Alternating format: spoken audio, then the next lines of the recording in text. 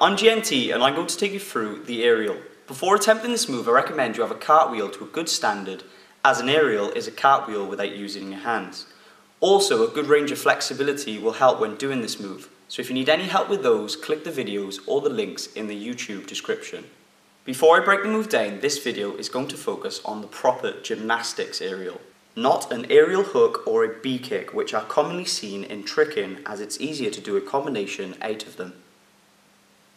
If you want to focus on the aerial hook or the B kick, I will be doing these in the future, and these titles will be clickable or the links will be in the YouTube description. Okay, so the beginning of the aerial is the same as the cartwheel in respect to starting forwards. But the obvious difference is that you don't use your hands, so you have to lift up and create height to compensate for that, so you are able to land.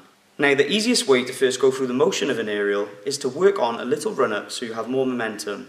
Now, it doesn't make a difference if it's 3 steps or 30 steps. The last step has to be a skip step. That's the same skip step that's in a cartwheel or a round off. Also, the foot should be placed in front of you to block your energy and go up rather than travel forwards and rotating low into the ground. The leg you kick back with should be the same one as when you cartwheel. It's usually your dominant leg as it's stronger and will help you over a lot easier. Now, the takeoff can be done in several ways. I'm going to focus on what I think are the main two. First is to bring your torso forwards and down as you kick.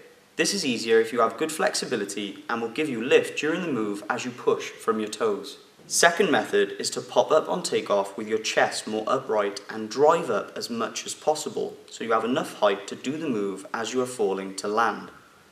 You have to create height with this one, as when you go over, you will drop more than the other method. Try to think of the takeoff as if you are trying to aerial over something. This should help you understand the motion for this method. Now you have a method, choose one that you think will work for you and try the diving cartwheel. To do this, kick harder, push off your toes and use your arms more to give you a little lift. Then place both hands down and exit like the end of a cartwheel. This will give you a slight feeling of an aerial motion as you are now jumping into it. Next drill is to cartwheel with only the first hand and push, so you work on accelerating the kicking leg more and get the feeling of the leg thrusting down at the end to land. Last one is to take off and cartwheel to your second hand. This will help with training your back leg to kick properly, improve your axis, and is the final step before achieving an aerial. Also, when fully attempting the aerial, this is a good way of bailing out when you are struggling to make it over. Do this drill until it's a little touch rather than placing the hand down fully planted. This will mean you might not need it and be able to do an aerial, so it's just a matter of hovering it there just in case. This way, if you need it, you can use it, and if you don't, you have an aerial. Now, a lot of people don't mention the arms, but they definitely help with this move.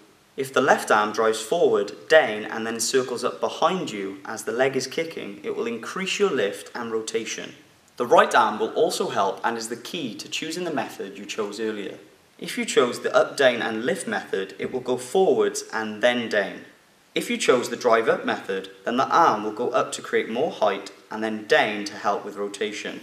As you are going over, the front shoulder dips in and helps you turn the torso so you are able to do the full rotation.